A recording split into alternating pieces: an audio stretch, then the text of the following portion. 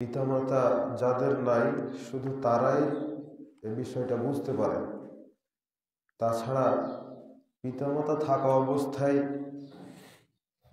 অনেক মানুষই নিজের পিতামাতা সম্পর্কে বুঝতে পারে না যে আসলে কেমন নেয়ামত এগুলো। আল্লাহ রাব্বুল আলামিন মানব জাতি সৃষ্টির ক্ষেত্রে পিতামাতার বিষয়টাকে সামনে রেখেই মানব জাতির মাধ্যমে দুনিয়া আবাদ করছেন। আদর্শ পরিবার গঠনের ক্ষেত্রে এবং বংশবৃদ্ধির ধারাবাহিকতার জন্য পিতামাতার কোলে আল্লাহ সুবহানাহু ওয়া তাআলা তুলে দেন চোখ জোড়ানো সন্তান। মানুষ এই সন্তানকে নিয়ে কত পরিকল্পনা করে,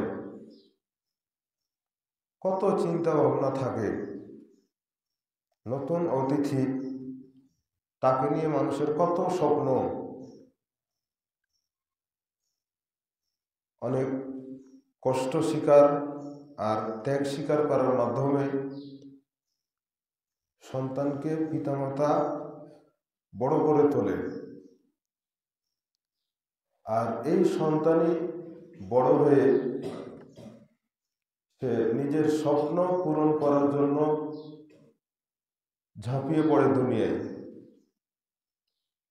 যদি সন্তান ভালো হয় তাহলে সেটা পিতামাতার জন্য খুবই ভালো, আর যদি সন্তান ভালো না হয় তাহলে পিতামাতার জন্য সেটা অনেক দুঃখ কষ্টের। সন্তান বড় হওয়ার পরে নিজের ভবিষ্যৎ নিয়ে যখন পরিকল্পনা মাফিক আগাতে থাকে, তৈরি হয় যোগ্য উত্তরসূরি হিসেবে।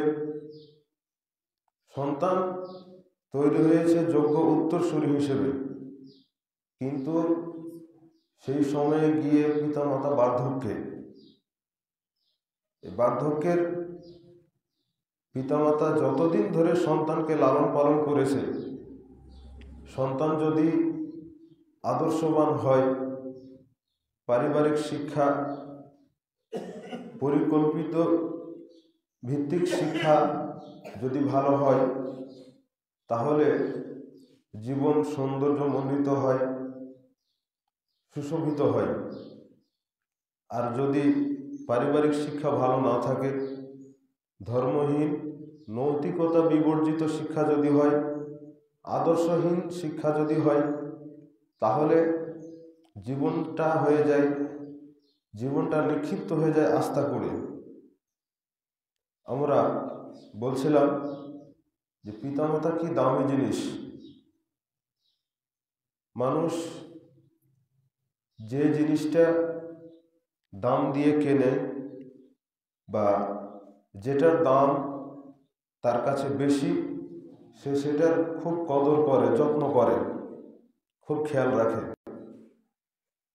কিন্তু যে জিনিসের দাম মানুষের কাছে নাই, সেই জিনিসটাকে সে মূল্য দেয় না, সে সেটাকে ছুঁড়ে ফেলে, খোঁজ খবর রাখে না। এই জন্য আমাদের জানা প্রয়োজন যে কোন জিনিসটার কেমন মূল্য। তাওহীদ সম্পর্কে আমাদের জ্ঞান না থাকার কারণে আমরা ইবাদত করি না। ইত্তেবায়ে সুন্নাহ, রাসূল সাল্লাল্লাহু আলাইহি ওয়াসাল্লামের আনুগত্য সম্পর্কে জ্ঞান না থাকার কারণে রাসূলের আনুগত্য কি, তার আনুগত্যের কি স্বাদ, সেটা আমরা বুঝি না। প্রত্যেকটা ক্ষেত্রে এইরকম। যে জিনিস সম্পর্কে জ্ঞান নাই, যে জিনিস সম্পর্কে জানি না, সেটার গুরুত্ব থাকবে না, এটাই স্বাভাবিক। রাসূল সাল্লাল্লাহু আলাইহি ওয়াসাল্লামের সাহাবীরা কেমন ছিলেন, তাদের জীবনী নিয়ে আমাদের কোনো চর্চা না থাকার কারণে তাদের সম্পর্কে আমরা জানি না। না জেনে আমরা তাদের বিরুদ্ধে অনেক কথা বলি। পক্ষে বলতে গিয়ে যে সেটা বিপক্ষে চলে যায়, সেটাও কখনো চিন্তা ভাবনা করিনি। ঠিক পিতামাতার বিষয়টাও এইরকম, যে পিতামাতার কি গুরুত্ব সেটা আমরা না বোঝার কারণে, পিতামাতার মূল্য না জানার কারণে তাদেরকে আমরা অবহেলা করে থাকি অনেক মানুষ। কোরআনুল কারীম যদি পড়েন তাহলে দেখবেন আল্লাহ সুবহানাহু ওয়া তাআলা তার ইবাদতের পরে পিতামাতার আনুগত্য, পিতামাতার কথা শোনা বা তার অবাধ্য না হওয়ার প্রতি আলোচনা করেছেন বেশ কিছু আয়াতে। এটা হচ্ছে আল্লাহ সুবহানাহু ওয়া তাআলার শিক্ষা। আল্লাহ শিক্ষা দিয়েছেন সেভাবে। তিনি বলছেন ওয়াসাইনাল ইনসানা বিওয়ালিদাইহি হুসনা, সূরা আনকাবুত 29 নম্বর সূরার 8 নম্বর আয়াত। আল্লাহ বলছেন যে আমি মানুষকে আদেশ করেছি তারা যেন তাদের পিতামাতার আনুগত্য করে, পিতামাতার সাথে সৎ ব্যবহার করে। এরকমই কিছু আয়াত, ওয়াসাইনাল ইনসানা বিওয়ালিদাইহি ইহসানা হামালাতহু উম্মুহু কুরহা, যে আমি মানুষকে তার পিতামাতার সাথে সৎ ব্যবহার করার জন্য আদেশ করেছি। কেন? হামালাতহু উম্মুহু, তার মা কষ্টের পর কষ্ট করে তাকে গর্ভে ধারণ করেছে।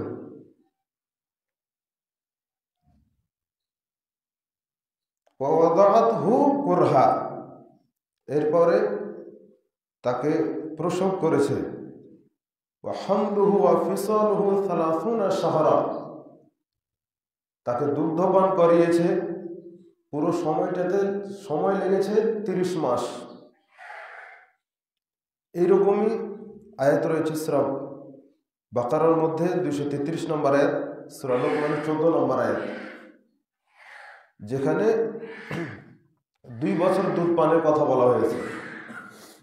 তো 2 বছর দুধ পানের কথা অন্য আয়াতগুলোতে বলা হলো, আর এই আয়াতে বলা হচ্ছে সূরা আহকাফ 46 নম্বর সূরা 15 নম্বর আয়াতে, যে গর্ভধারণ, প্রসবকালীন সময় এবং দুগ্ধপান পুরো সময়টা মিলিয়ে হচ্ছে 30 মাস। এটা ব্যাখ্যা হচ্ছে যে 2 বছর দুধ পান মানে 24 মাস, আর 6 মাস হচ্ছে গর্ভধারণ। সর্বনিম্ন 6 মাসে গর্ভধারণ হয়। গর্ভধারণের 6 মাসের পরেই যদি সন্তান প্রসব হয় তাহলে সেক্ষেত্রে সেটা বৈধ সন্তান হিসেবে গণ্য হবে। আলী রাদিয়াল্লাহু তাআলা এটার একটা বিচার করেছিলেন, মর্মে একটি বিবরণ তাফসীর ইবনে কাসিরের মধ্যে রয়েছে এই আয়াতের ব্যাখ্যায়। তাহলে সর্বনিম্ন হচ্ছে 6 মাস গর্ভধারণ, আর 2 বছর মানে 24 মাস দুগ্ধপান দিয়ে 30 মাস। এই বিবরণ আল্লাহ সুবহানাহু ওয়া তাআলা এভাবে দিয়েছেন। তারপরে কোরআনুল কারীমের আয়াত হচ্ছে সূরা বনী ইসরাঈল 17 নম্বর সূরা 23-24 নম্বর আয়াত। আল্লাহ বলছেন ওয়াকাদা রাব্বুকা আল্লা তা'বুদু ইল্লা ইয়্যাহু ওয়া বিল ওয়ালিদাইনি ইহসানা। কোরআনুল কারীমের আয়াত। একটু উপরে যাও, ছেলেরা থাকলে সবাইকে নামিয়ে নিয়ে আসবে। ওয়াকাদা রাব্বুকা আল্লা তা'বুদু ইল্লা ইয়্যাহু ওয়া বিল ওয়ালিদাইনি ইহসানা, যে আপনার প্রতিপালক আদেশ করেছেন যে ইবাদত হবে শুধুমাত্র আল্লাহর, এক আল্লাহ ছাড়া আর কোনো কিছুরই যেন ইবাদত না হয়। তারপরে ওয়াবিল ওয়ালিদাইনি ইহসানা, এবং পিতামাতার প্রতি সৎ ব্যবহার করা। তাহলে আল্লাহ সুবহানাহু ওয়া তাআলার ইবাদতের পরে সর্বশ্রেষ্ঠ সৎ ব্যবহার পাওয়ার সর্বোত্তম জায়গা হচ্ছে পিতামাতা। আবু হুরায়রা রাদিয়াল্লাহু তাআলা আনহু বলছেন, রাসূলুল্লাহ সাল্লাল্লাহু আলাইহি ওয়াসাল্লামের কাছে একজন সাহাবী এসে বলছেন যে, আল্লাহ রাসূল, আমার কাছে সবচেয়ে বেশি সৎ ব্যবহার পাওয়ার হক রাখে কে? তখন রাসূল সাল্লাল্লাহু আলাইহি ওয়াসাল্লাম তার প্রশ্নের জবাবে বললেন যে, তোমার মা। সবচাইতে বেশি সৎ ব্যবহার পাওয়ার ক্ষেত্রে হকদার হচ্ছে তোমার মা। তখন ওই ব্যক্তি জিজ্ঞেস করলো, আল্লাহ রাসূল, এরপরে কে? তিনি বললেন যে, তোমার মা। এরপরে কে? সেটাও তোমার মা। তারপরে কে? চতুর্থবার রাসূল সাল্লাল্লাহু আলাইহি ওয়াসাল্লাম বললেন যে, আবুকা, তোমার পিতা। এই হাদিস অনুযায়ী মায়ের মর্যাদা 3 গুণ উল্লেখ করা হয়েছে, আর পিতার বিষয়টাকে একবার আনা হয়েছে। পিতার বিষয়টাকে একবার আনা হয়েছে। তার মানে এই নয় যে পিতা একেবারেই বাদ, পিতার বিষয়ে কোনো দায়িত্ব নাই, বিষয়টা এরকম নয়। বুঝে দেখেন, মা যতটুকু কষ্ট করে সন্তানের জন্য, গর্ভধারণের পর থেকে সন্তান লালন পালন করা পর্যন্ত, সন্তানকে বড় করা পর্যন্ত, তাতে এই সময়টাকে যদি আপনি ভাগ করেন, তো এখানে মায়ের অবদানই হচ্ছে 3 গুণ, আর পিতার অবদান হচ্ছে 1 গুণ। এটাই রাসূল সাল্লাল্লাহু আলাইহি ওয়াসাল্লাম হাদিসের মাধ্যমে বুঝিয়েছেন।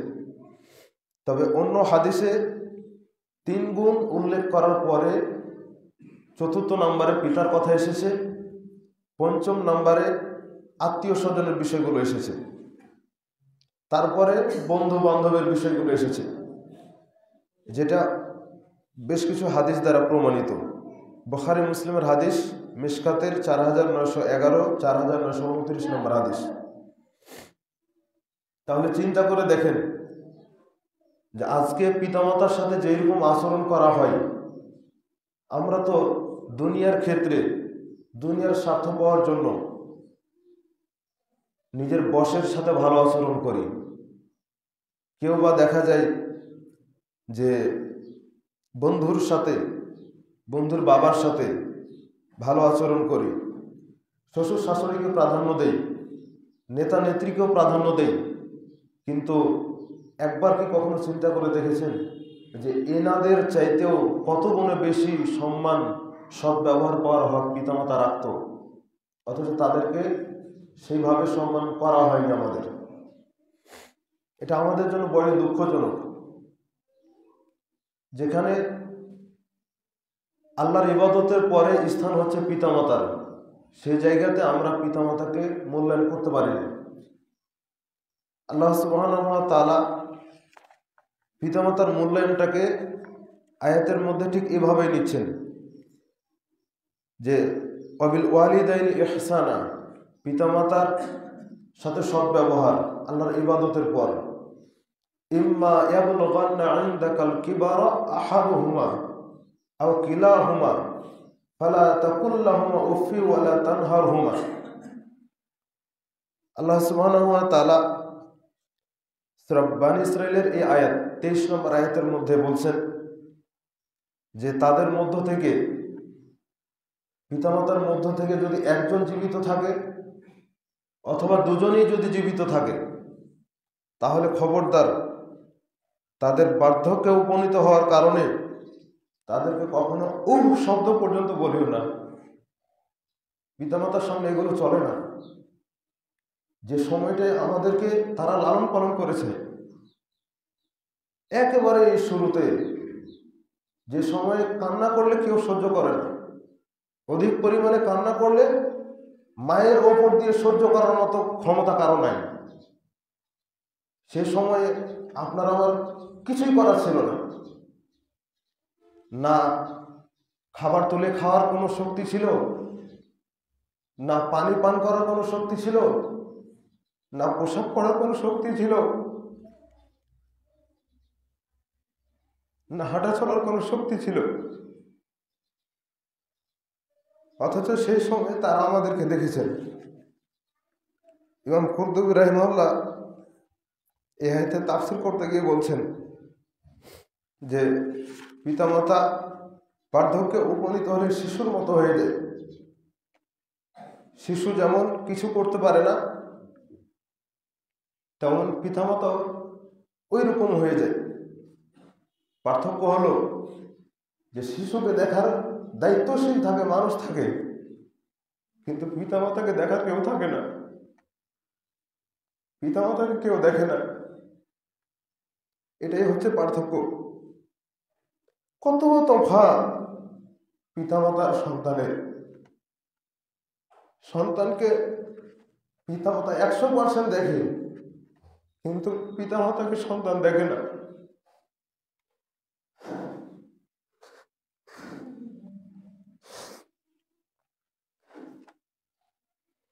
আশ্চর্য হতে হয়, যেই সন্তানগুলো 8-10টা সন্তান মায়ের ছোট্ট পেটের মধ্যে জায়গা হয়, কিন্তু সন্তান বড় হয়ে প্রতিষ্ঠিত হয়েছে, বড় বড় বিল্ডিং তৈরি করেছে, বিল্ডিং এর মধ্যে কোনো একটা সন্তানের বিল্ডিং এ পিতা মাতার জায়গা হয় না।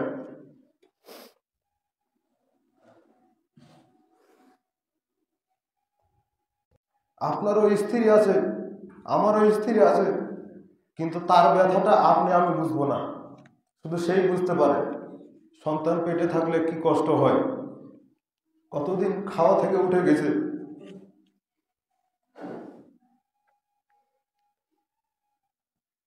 সন্তান কান্না করলে দেখা যায় পাশে মসজিদে আজান হচ্ছে, শুনতে পাই না, কিন্তু সন্তান কান্না করলে ঠিকই মা জেগে যায়, এটা ঠিকই সে শুনতে পায়। মা এটা সহ্য করতে পারে, বাবারা অনেক সময় পারে না। গত কদিন আগে, গত শুক্রবার আমরা 3 জনে ঘুমিয়ে আছি, বাচ্চা মোটামুটি রাত 2টা 2:30। সেই দিন ঘুম থেকে উঠতে পারিনি, আমিও পারিনি, আব্দুল্লাহর মাও পারেনি। বিছানা পেশাব করে দিয়েছে ছেলে, বিছানা পেশাব করে দিয়েছে, পোশাক আদি সব ভিজে গেছে, আব্দুল্লাহর মায়েরও পোশাক ভিজে গেছে। ঘুম থেকে যখন জাগলো, শীতের মধ্যে পোশাকগুলো চেঞ্জ করে ভালো পোশাক পরাবো, ছেলে আর পোশাক খুলবে না, অনেক কান্নাকাটি, জোর করে পোশাকগুলো খুলিয়ে ভালো পোশাক পরালাম। এটা তো গত কদিনের ঘটনা, যখন বাচ্চারা বাড়িতে ছিল। সেই সময়ে মাঝে মধ্যে এশার পরে যেতাম আর ফজরের সময় চলে আসতাম। তো একদিন এমন কান্না করে ছেলে, রাগ করে যখন ঘুমাতে পারিনি, তখন বিছানার এক অংশ থেকে ছেলেকে আরেক অংশ ছুঁড়ে ফেলেছি আমি নিজে। যেখানে আমি একটু যদি ঘুমাতে না পারি, ফজরের সময় উঠতে পারবো না, মসজিদেও আসতে পারবো না, সেখানে এই জিনিসটা আমি সহ্য করতে পারলাম না। গতদিন বাচ্চার এই দৃশ্য দেখার পর চিন্তা হলো, আমারও পিতা দুনিয়া থেকে চলে গেছেন, যদি আমার সাথে এরকম আচরণ করতো তাহলে আমি দুনিয়াতে থাকতে পারতাম না।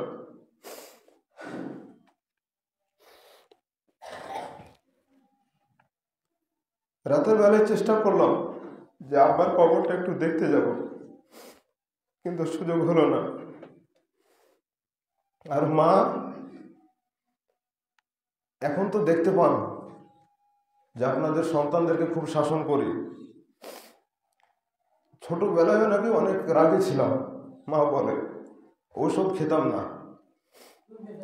সেই ঔষধগুলো বাড়ির পাশে ছায়ের মাইন ছিল, আমার মা সেই ঔষধগুলো আমাকে খাওয়াতে না পেরে ছায়ের মাইন যে পুঁতে দিয়ে আসতো, পরে আবার উঠিয়ে নসিপুরের যে একজন ডাক্তার মারা গেছে, প্রবীণ ডাক্তার মমিনুল ডাক্তার, তাকে গিয়ে আবার জিজ্ঞাসা করতে এই ওষুধগুলো খাওয়ানো যাবে কিনা। জিজ্ঞাসা করে আবার সেই ওষুধগুলো খাওয়াতো।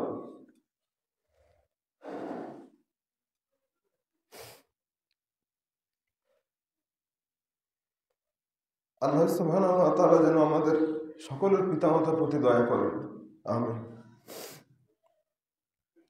কি কষ্টকর অবস্থা সন্তান প্রতিপালনে, অথচ আমরা এই বিষয়গুলো বুঝি না। আল্লাহ সুবহানাহু ওয়া তাআলা বললেন, ইম্মা ইয়াবলুগান্না ইনদাকাল কিবারা আহাদুহুমা আও কিলাহুমা ফালা তাকুল লাহুমা উফি ওয়া লা তানহারহুমা ওয়া কুল লাহুমা কাওলান কারীমা। তাদের দুজনের একজন অথবা দুজনই যদি জীবিত থাকে, খবরদার তাদের সামনে কখনো উফ এই শব্দ যেন ব্যবহার করো না। এটা আল্লাহ সুবহানাহু ওয়া তাআলা বলছেন। তাদের সামনে বিনয়ীভাবে দাঁড়িয়ে যাও, বিনয়ী হও, নম্র হয়ে যাও। পিতামাতার সাথে এইরকম হতে হবে। আজকে আমরা এটা দেখাই আমাদের কোনো বসের সামনে, কোনো প্রশাসনিক কর্মকর্তার সামনে, পুলিশের সামনে, তাদের সামনে এইভাবে দাঁড়াই, কিন্তু এটা ছিল পিতামাতার সামনে। এটাকে আমরা উল্টিয়ে ফেলেছি। পিতামাতার দাম কোথায়? রাসূলুল্লাহ সাল্লাল্লাহু আলাইহি ওয়াসাল্লাম বলছেন, তিনি মিম্বারে 3 সিঁড়িতে উঠলেন, উঠার সময় 3 বার আমিন বললেন। লম্বা হাদিস, কারণ বলতে গিয়ে তিনি বলছেন, জিবরাইল আলাইহিস সালাম আমার সামনে এসে বললেন যে কোনো ব্যক্তি যদি তার পিতাকে অথবা মাতাকে কোনো একজনকে পেয়েছে অথবা দুজনকেই পেয়েছে, তারপরেও সে তাদের পূর্ণ হক আদায় করতে পারলো না, আল্লাহর জান্নাত নিতে পারলো না, সে ব্যক্তির উপর আল্লাহর লানত বর্ষিত হোক। তখন রাসূল সাল্লাল্লাহু আলাইহি ওয়াসাল্লাম আমিন বলেছেন।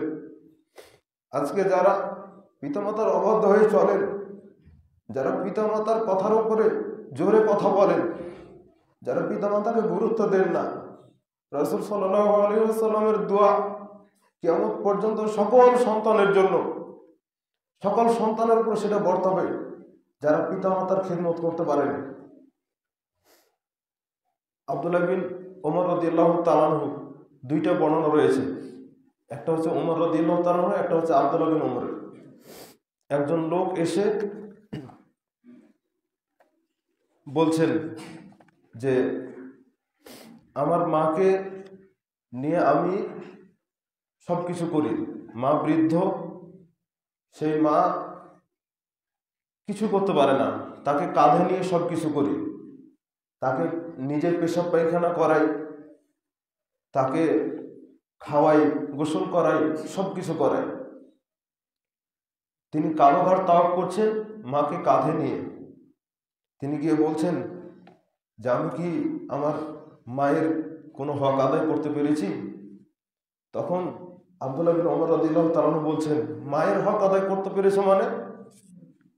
গর্ভ থাকাকালীন সময়ে আর প্রসবকালীন সময়ে যত শ্বাস প্রশ্বাস বের হয়েছে মায়ের, তার একটা শ্বাস প্রশ্বাসের হক আদায় করতে পারোনি তুমি। মায়ের হক এত সহজ বিষয় নয়, বললেই হয়ে যায় না।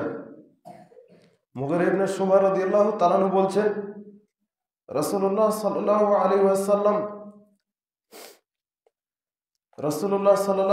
ওয়াসাল্লাম বলছেন, ইন্নাল্লাহা হাররামা আলাইকুম উকুকুল ওয়ালিদাইন। নিশ্চয় আল্লাহ সুবহানাহু ওয়া তাআলা তোমাদের উপরে যা কিছু হারাম করেছেন তার একটা হচ্ছে পিতামাতার অবাধ্য হওয়া। পিতামাতার অবাধ্য হওয়া এটা আল্লাহ সুবহানাহু ওয়া তাআলা চূড়ান্ত রূপে হারাম করেছেন। এই জন্য যতক্ষণ পিতামাতাকে সামনে পাচ্ছেন তাদের আনুগত্য করে, তাদের কথা শুনে, তাদেরকে খুশি রেখে আল্লাহর জান্নাত নেওয়ার জন্য চেষ্টা করতে হবে। দরজার চৌকাঠ বলেছেন, চৌকাঠ না থাকলে দরজা হয় না, পিতামাতা না থাকলে জান্নাত হয় না, চৌকাঠ না থাকলে দরজা হয় না। আপনি আমি যেই পিতামাতার কণ্ঠের ওপরে উঁচু কণ্ঠ দিয়ে কথা বলি, পিতামাতার কণ্ঠের ওপরে কণ্ঠ উঁচু করে কথা বলি, পিতামাতার কথার উপরে রাগ দেখাই, সেই পিতামাতা হচ্ছে জান্নাতের চৌকাঠ। যদি জান্নাতের চৌকাঠ ঠিক করতে না পারেন, তাহলে কোন দরজা দিয়ে আপনি জান্নাতে প্রবেশ করবেন? একটু ভেবে দেখা প্রয়োজন। আর পিতা, তারও মর্যাদা অনেক, তাকেও জান্নাতের চৌকাঠ আল্লাহ বলেছেন। একজন আদর্শবান সন্তান, সে মনে করছে যে আমি আমার পিতামাতা তো হক আদায় করি। সে এক প্রকার ফেমাস, ভাইরাল হওয়া ছেলে, যে সে তার পিতামাতার হক আদায় করতে পারে, পিতামাতার ক্ষেত্রে তার কোনো ঘাটতি নাই। এক পর্যায়ে তার ভিতরে অহংকার কাজ করছে। সে পিতাকে বলছে যে আমি তো আপনার সব হক আদায় করার জন্য চেষ্টা করছি, কোনো তো ঘাটতি রাখি না।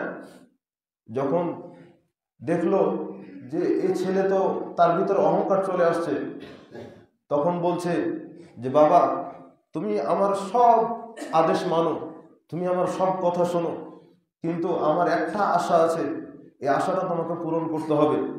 ছেলে বলছে, বলেন কি আশা আছে? এত কিছু যখন পেরেছি, একটা আশা মানে সেটাও পূরণ করতে পারবো। তখন সে বলছে, বাবা বলছে যে আমার ইচ্ছা হলো যে আমি আপেল খাবো, আমাকে আপেল এনে দিও। সন্তান প্রস্তুতি নিচ্ছিল যে বড় কিছু হবে, বড় কিছু চাইবে পিতা, কিন্তু না, চেয়ে বসলো আপেল, যেটা কোনো ব্যাপারই নয়। সে আপেল এনে দিল। তখন বলছে যে এই আপেলগুলো এখানে খাবো না, ওই যে দূরে একটা পাহাড় দেখতে পাচ্ছ, ওখানে গিয়ে সেই আপেলগুলো খাবো। সেখানে নিয়ে গেল, পাহাড়ের ওপরে চড়ে বাবা, বৃদ্ধ বাবা, পাহাড়ের উপরে বসে থেকে একটা করে আপেল চারিদিকে ছুঁড়ে দেয়। একটা আপেল এই দিকে, একটা আপেল ওই দিকে, এইভাবে করে ছুঁড়ে দেয়। ছেলে মানুষই কাজ। সন্তানকে বলছে, বাবা যাও, এই আপেলগুলো কুড়িয়ে নিয়ে আসো। একবার কুড়িয়ে নিয়ে আসলো, আবার সেই আপেলগুলোকে ছুঁড়ে ফেলেছে, আবার কুড়িয়ে নিয়ে আসলো। এইভাবে 3 থেকে 4 বার যেতে না যেতেই ছেলে বিরক্ত হয়ে গেছে যে আপনি এই বয়সে সেগুলো কি করছেন, ছেলে খেলাম কাজ কেন করছেন? তখন তিনি বলছেন যে বাবা, তোমাকে শিক্ষা দেওয়ার জন্য এসেছি আমি। এইটা হলো সেই পাহাড়, যেই পাহাড়ে ছোটবেলায় তোমাকে নিয়ে আসতাম, তুমি খেলতে, তুমি বল চালিয়ে ফেলে দিতে, শতবার তোমার বল এনে দিয়েছি, আর তুমিও হেসেছো, তোমার হাসি দেখে আমিও হেসেছি, এই দৃশ্য হয়েছে। আর আজকে 3 বার থেকে 4 বার আপেল কুড়িয়ে আনতে তুমি ক্লান্ত হয়ে যাও। এইভাবে করে পিতামাতার হক হয় না, সামান্যতেই পিতার হক আদায় হয় না। মা দেখছে সন্তানকে শিক্ষা দিতে হবে, কি খুব অহংকার কাজ করছে, বলছে বাবা আমি কলা খাবো, আমাকে কলা এনে দিও। ছেলে কলা এনে দিয়েছে, পাকা কলা। বলছে এই কলাটা তুমি রাতে নিয়ে ঘুমায়ো, তারপরে সকালবেলা তুমি আমাকে কলাটা দিও, আমি খাবো। সন্তান কলা নিয়ে ঘুমিয়েছে, পাকা কলা তো, ঘুমের মধ্যে কলা একেবারে শেষ হয়ে গেছে পিঠের নিচে পড়ে। সকালবেলা উঠে মাকে রাগ দেখাচ্ছে যে আপনি কি এমন একটা জিনিস আনতে বললেন যে জিনিস পিঠের নিচে পড়ে শেষ হয়ে গেছে। তখন মা বলছে যে বাবা 3 বছর ধরে তোমাকে পাশে রেখে ঘুমিয়েছি, দুধ পান করতে তুমি শুয়ে থাকা অবস্থাতেই তুমি পেশাব করে দিতে, এক পাশে রেখে তোমাকে ওই পেশাবের উপরে আমি শুয়ে থেকেছি, তবুও তোমার কোনো ক্ষতি হতে দেয়নি। আজকে এই সামান্য কলাটাকে তুমি হেফাজত করতে পারলে না। যদি আমি এইরকম হতাম তাহলে তুমি দুনিয়াতে আসতে পেতে না, দুনিয়াতে তুমি থাকতে পেতে না। বোঝার চেষ্টা করতে হবে পিতা এবং মাতার বিষয়গুলোকে, কিভাবে সন্তানকে প্রতিপালন করেছেন। আজকে আপনি পিতা, আপনার স্ত্রী আজকে মা, বোঝার চেষ্টা করতে হবে যে আপনি কিভাবে সন্তান প্রতিপালন করেন। নিশ্চয়ই আজকের এই আধুনিক যুগে আপনি যতটা কষ্ট করেন তার চাইতে অধিক পরিমাণে কষ্ট করেছে আপনার পিতামাতা আপনার জন্য, এটা আপনাকে মাথায় নিতে হবে। পিতামাতার বিষয় খুবই গুরুত্বপূর্ণ বিষয়, তার উপরে জোরে কথা বলা চলে না। যদি সে না হোক কোনো কথা বলে তবুও চলে না, তবুও চলে না। যদি বলে অমুক পাপের কাজটা করো, সেক্ষেত্রেও আপনি বলতে পারবেন না জোর গলায় যে এটা তো পাপের কাজ, কেন এটা করব, আপনি কেন এটা বলছেন। জোর গলায় বলা যায় না, নরমভাবে বলতে হয়। যার দৃষ্টান্ত আল্লাহ সুবহানাহু ওয়া তাআলা কোরআনুল কারীমের মধ্যে দিয়েছেন সূরা লোকমানের 15 নম্বর আয়াতের মধ্যে। এই আয়াতের তাফসীর খুলে দেখেন, সহিহ মুসলিমের মধ্যে রয়েছে। সূরা আনকাবুতের 8 নম্বর আয়াত, সহিহ মুসলিম 1748 নম্বর হাদিস। তারপরে তাফসীর সিরাজুল মুনির 3 নম্বর খণ্ডের 119 পৃষ্ঠায় সাদ ইবনে আবি ওয়াক্কাস রাদিয়াল্লাহু তাআলার ঘটনা। তিনি যখন ইসলাম গ্রহণ করলেন তখন মা 3 দিন ধরে না খেয়ে আছে। সন্তান ইসলাম গ্রহণ করেছে আর মা এখনো বিধর্মী অবস্থায় রয়েছে। সন্তানকে বলছে, তোমার আল্লাহ তোমাকে বলেছে পিতামাতার কথা মানার জন্য, মায়ের কথা মানার জন্য, অতএব তুমি আমার কথা শোনো। আমি তোমাকে বলছি তুমি মুহাম্মাদের ধর্ম ত্যাগ করে চলে আসো। তখন কোরআনুল কারীমের আয়াত নাজিল হলো যে যদি তারা অন্যায় কোনো কাজ করতে বলে, আল্লাহ ছাড়া অন্য কারো ইবাদত করতে বলে, তাহলে সেটা করা যাবে না। তবে সেক্ষেত্রেও ওয়াসাহিবুহুমা ফিদ দুনিয়া মারুফা, সেটার বিরোধিতা করতে হবে সৎভাবে, সেটার বিরোধিতা হবে সৎভাবে। তখন সাদ বিন আবি ওয়াক্কাস রাদিয়াল্লাহু তাআলা জানিয়ে দিলেন যে আম্মা, আমার পক্ষে এটা সম্ভব নয়। তিনি বললেন যে আপনি আজকে 3 দিন ধরে না খেয়ে আছেন, আপনি অসুস্থ হয়ে গেছেন। আপনি যদি 1000 বার মরেন আর 1000 বার জীবিত হন, তবুও মুহাম্মদ সাল্লাল্লাহু আলাইহি ওয়াসাল্লামের ধর্ম ত্যাগ করা যাবে না। ইব্রাহিম আলাইহিস সালাম থেকে দৃষ্টান্ত নেন। ইব্রাহিম আলাইহিস সালাম তার পিতার কাছে দাওয়াতি কাজ করেছেন, পিতাকে দাওয়াত দিয়েছেন, পিতা মানেনি। পিতাকে বলেছেন সঠিক দিনটা গ্রহণ করার জন্য, পিতা মানেনি। জাতির লোককে বলেছেন, মানেননি। যখন তার পিতা সহ জাতির লোক সবাই চলে যাচ্ছে পূজাতে, মেলায় অংশগ্রহণ করার জন্য, সূরা সাফফাতের আয়াত রয়েছে, সূরা সাফফাতের 89 নম্বর আয়াত। তিনি বলছেন ইন্নী সাকিম, আমি অসুস্থ, আমি যেতে পারবো না, আমি অসুস্থ। ইন্নী সাকিম, আমি অসুস্থ, আমি ওই মেলায় যেতে পারবো না। তখন পিতা আর কিছু বললেন না। এটাই হলো দৃষ্টান্ত। ইব্রাহিম আলাইহিস সালামের ব্যাপারে বলা হয় ক্বাদ কানাত লাকুম উসওয়াতুন হাসানাহ ইব্রাহিম ওয়াল্লাযীনা মাআহু, তোমাদের মধ্যে ইব্রাহিম আলাইহিস সালামের জীবনী তো রয়েছে তোমাদের জন্য উত্তম আদর্শ, এবং তার অনুসারী যারা তাদের মধ্যেও তোমাদের জন্য উত্তম আদর্শ রয়েছে। আমরা শুধু জানি লাকাদ কানা লাকুম ফি রাসূলিল্লাহি উসওয়াতুন হাসানাহ, মানে রাসূলের মধ্যে আমাদের জন্য উত্তম আদর্শ রয়েছে। এটা যেমন ঠিক, এটা যেমন কোরআনের আয়াত, আগেরটাও কোরআনের আয়াত যে আল্লাহ সুবহানাহু ওয়া তাআলা বলছেন ক্বাদ কানা লাকুম উসওয়াতুন হাসানাহ ফি ইব্রাহিম ওয়াল্লাযীনা মাআহু, ইব্রাহিম এবং তার অনুসারীদের মধ্যে তোমাদের জন্য উত্তম আদর্শ রয়েছে। ইব্রাহিম আলাইহিস সালাম তার পিতার সাথে জোরে কথা বলেননি। পিতাকে যখন দাওয়াত দিয়েছেন, সূরা মারিয়াম 19 নম্বর সূরা 47-48 নম্বর আয়াত, পিতাকে যখন দাওয়াত দিলেন, পিতা দাওয়াত গ্রহণ করলো না। শেষ পর্যন্ত পিতা বলল যে তুমি যদি আমার সামনে এই কথাগুলো বলা থেকে বিরত না থাকো, তুমি যদি আমাদের দেবতাকে অপমান করা থেকে বিরত না থাকো, তাহলে পাথর দিয়ে তোমার মাথাকে চূর্ণ বিচূর্ণ করে দিব। খুলে দেখেন, আয়াতগুলো খুলে দেখেন। ইব্রাহিম আলাইহিস সালাম বলছেন সালাম, আপনার প্রতি শান্তি অবতীর্ণ হোক।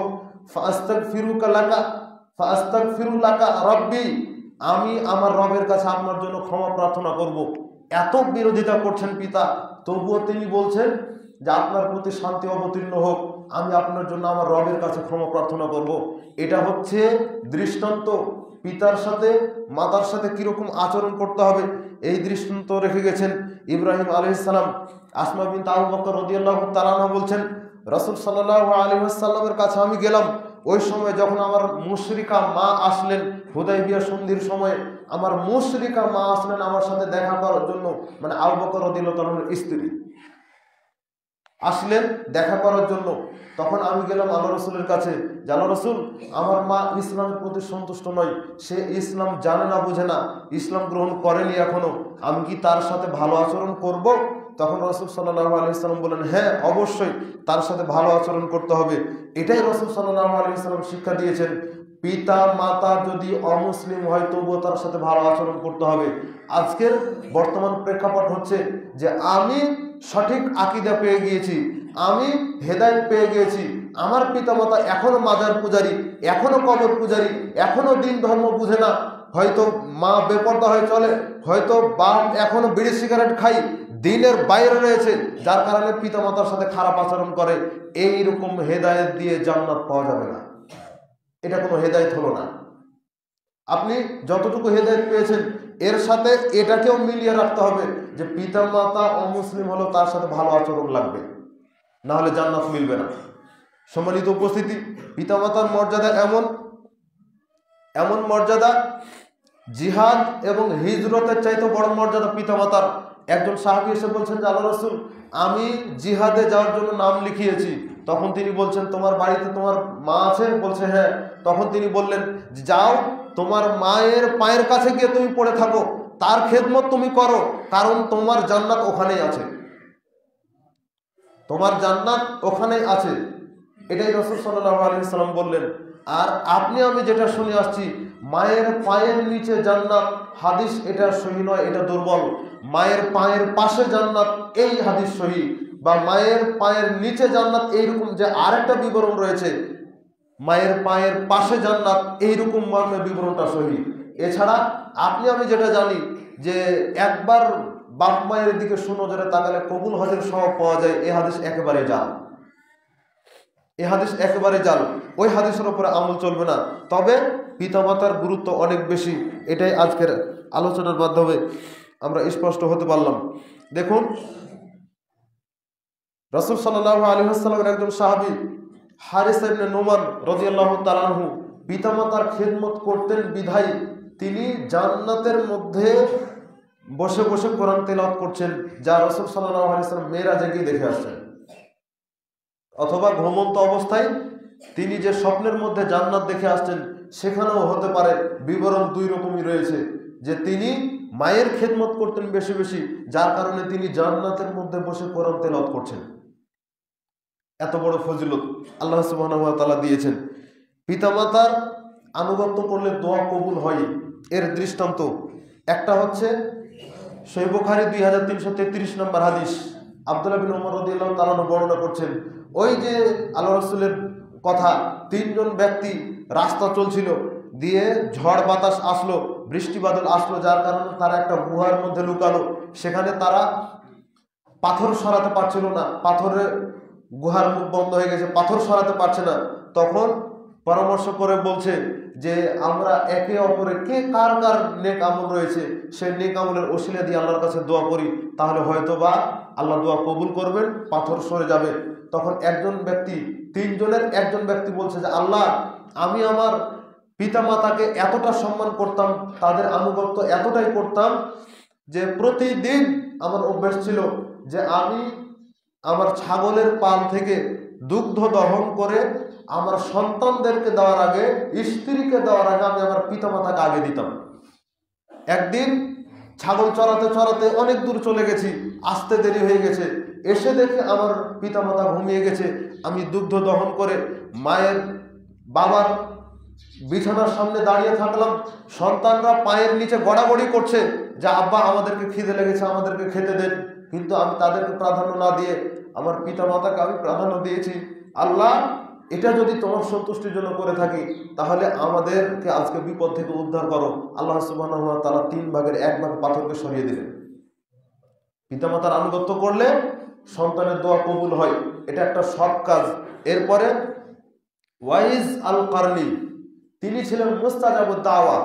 তিনি আল্লাহ রাসূলের সময়ের মানুষ, ইয়েমেনের মানুষ, কিন্তু তিনি আল্লাহ রাসূলের সাথে সাক্ষাৎ করার সুযোগ পাননি, শুধুমাত্র পিতামাতার খেদমত করার কারণে। অথচ এই ওয়াইস আল কারনিকে নিয়ে কত যে মিথ্যা ঘটনা আমাদের সমাজে প্রচলিত, যে তিনি ওহদের যুদ্ধের ঘটনার কথা যখন শুনলেন, তখন তিনি দেখলেন যে আল্লাহ রাসূলের দাঁত ভেঙেছে, তো কোন দাঁতটা ভেঙেছে এটা তো আর বুঝতে পারেনি, তখন একটা একটা করে নিজের সব দাঁত ভেঙে ফেলে দিলেন। নাউযুবিল্লাহ, এই কাজ কি কোনো একজন স্বাভাবিক মানুষ করতে পারে? রাসূলের আনুগত্য করতে গিয়ে যদি একজন তাবেঈকে যদি এই কাজ করতে হয়, তাহলে সাহাবীরা কি করবেন? সাহাবীরা তো এরকম কিছু করেনি। আর ইচ্ছা করে কি এই কাজ করা যায়? ইচ্ছা করে কেউ যদি নিজের দাঁত ভাঙে, তাহলে এটা পাপের কাজ। ইচ্ছা করে যদি কেউ এটা করে, শখ করে যদি কেউ এটা করে, এই জন্য যারা দাঁত চাঁছে, মহিলা মানুষ, দ্বারা দাঁত চাচ্ছে, এদের উপর আল্লাহর লানত বর্ষিত হয়। আর আপনি আমি যে শুনে আসছি বাইজিদ বোস্তামির ঘটনা, যে তিনি মায়ের মাথার কাছে পানি নিয়ে দাঁড়িয়েছিলেন শীতের সময়ে, এই ঘটনা একেবারে ডাহা মিথ্যা কথা। কোরআন হাদিস দ্বারা এগুলো প্রমাণিত নয়। চলছে সমাজে, এভাবে চলছে। তবে আমাদেরকে সঠিকটা জেনে ফিরে আসতে হবে। সম্মানিত উপস্থিতি, সময় শেষের দিকে এতটুকু বলে রাখি যে পিতামাতার যে হক আল্লাহ সুবহানাহু ওয়া তাআলা দিয়েছেন, সেটার ক্ষেত্রে যথেষ্ট গুরুত্ব সহকারে আমাদেরকে বিষয়গুলো দেখতে হবে। আব্দুর রহমান ইবনে আবু বকরা রাদিয়াল্লাহু তাআলা আনহু বর্ণনা করছেন, রাসূল সাল্লাল্লাহু আলাইহি ওয়াসাল্লাম তিনবার বলছেন, আলা উনাব্বিকুম বিআকবারিল কাবাইর, আমি কি তোমাদেরকে বড় বড় পাপ কাজ সম্পর্কে জানাবো না? বড় বড় পাপ সম্পর্কে আমি তোমাদেরকে জানাবো না? এটা তিনি তিনবার বললেন। তিনবার বলা মানে বুঝতে পারছেন গুরুত্ব সহকারে তিনি বলছেন। তারপরে তিনি বলছেন, সাহাবীরা জানতে চাইলেন, তখন তিনি বলছেন, 1 নম্বর পাপ হচ্ছে আল ইশরাকু বিল্লাহ, আল্লাহর সাথে কোনো কিছুকে শরীক করা। এটা হচ্ছে পৃথিবীর বড় বড় পাপগুলোর প্রথম পাপ। 2 নম্বর ওয়াল উকুকুল ওয়ালিদাইন, পিতামাতার অবাধ্য চলা। এটা হচ্ছে পৃথিবীর 2 নম্বর বড় পাপ। যে পিতামাতা ঠিক আপনাকে মানুষ করেছে, আমাকে মানুষ করেছে, আজকে তারা বার্ধক্যে চলে গেছে, যার কারণে আপনি আমি তাদেরকে মূল্যায়ন করি না, অথচ তাদের মূল্যায়ন করার দরকার ছিল।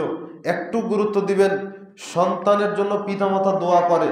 আমাদের সমাজে তো দেখা যায় যে পিতামাতা সন্তানের জন্য বদদোয়া করে, গালি দেয়, একটু আকাম হলে বলে ঠিক হয়েছে, আরো কিছু হলো না কেন, এইরকম করে অনেক কথা বলে। কিন্তু খবরদার, পিতামাতা হয়েছেন, সন্তানের জন্য কখনো বদদোয়া করবেন না। একবার যদি মুখ থেকে বের হয়ে যায়, মুখ থেকে বের হতে দেরি, দোয়া কবুল হতে দেরি হবে না। জুরাইজের ঘটনা যাদের জানা আছে তারা জানেন। জুরাইজ ইবাদত করছে ইবাদত খানায়, সালাতের মধ্যে রয়েছে, ওই অবস্থায় মা এসে ডাক দিয়েছে।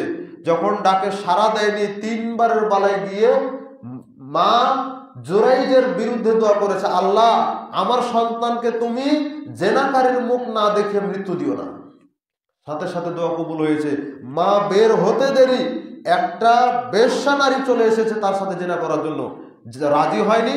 তখন সে বাইরে গিয়ে, মাঠে গিয়ে রাখালের সাথে জেনা করেছে, দিয়ে সন্তান হয়েছে। সাথে সাথে সমাজের লোককে বলে দিল যে জুরাইজের সন্তান। কিভাবে আল্লাহ অপমান করেন চিন্তা করতে পারেন? এই জন্য পিতামাতা হয়েছেন, সন্তানের জন্য কখনো বদদোয়া করা যাবে না। ধৈর্য ধারণ করেন। পিতামাতা মানে ধৈর্য আছে অনেক, ধৈর্য ধারণ করেন। খবরদার সন্তানের জন্য বদদোয়া করবেন না। আর সন্তানকে বলি, পিতামাতার কাছে সবসময় দোয়া নিতে হবে। রাসূল সাল্লাল্লাহু আলাইহি ওয়াসাল্লাম বলছেন, সালাসাতুন দাওয়াতুন মুস্তাজাবাতুন, 3 শ্রেণীর মানুষ রয়েছে যাদের দোয়া কবুল হবেই হবে, এতে কোনো সন্দেহ নাই। লা শাক্কা ফিহিন্না, কেমন? লা শাক্কা ফিহিন্না, এটা হচ্ছে কোরআনুল কারীম। কোরআনুল কারীমের মধ্যে আয়াত রয়েছে 6236টা, সূরা রয়েছে 114টা, পারা রয়েছে 30টা, সূরার আয়াত হচ্ছে 6236টা। 6236টা আয়াতের মধ্যে একটা আয়াতের মধ্যে কোনো সন্দেহ আছে? কোনো সন্দেহ নাই। একটা আয়াতে যেমন কোনো সন্দেহ নাই, পিতামাতার দোয়া, 3 শ্রেণীর মানুষের দোয়া কবুল হবে হবে, এতে কোনো সন্দেহ নাই। তার মধ্যে একটা হচ্ছে সন্তানের জন্য পিতামাতার দোয়া। এই জন্য পিতামাতার কাছ থেকে দোয়া নিতে হবে। সব সময় পিতামাতার কাছ থেকে দোয়া নেবেন। সফর হোক আর বাড়িতে হোক, পিতামাতার কাছে দোয়া নিবেন। পিতামাতার আনুগত্য করার জন্য সর্বাত্মক চেষ্টা করবেন। আল্লাহ সুবহানাহু ওয়া তাআলা আমাদেরকে কবুল করুন, আমিন। বারাকাল্লাহু লানা ওয়া লাকুম ফিল কোরআনিল আযীম।